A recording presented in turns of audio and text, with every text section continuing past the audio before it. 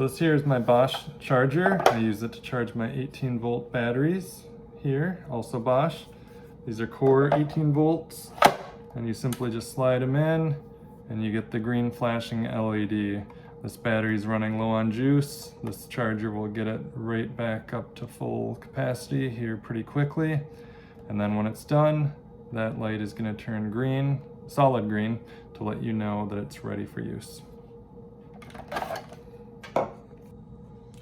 There's also an LED over here that indicates if there's an error with the charging. That could be due to an actual battery failure. I've not experienced that yet. Otherwise, sometimes if the battery temperature is too hot, that will turn red and let you know that you need the battery to cool down before you can resume charging. So I've not really ever experienced any issues with charging, but that indicator is there. So really simple. You've got the red indicator for issues, green indicator means you're either charged or actively charging. Battery that's in need of a charge here soon.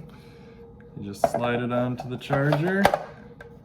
So this is a half an hour later. Our battery is now fully charged. It had 1 bar on it when I put it on the charger. It charged quick. Just slide it off.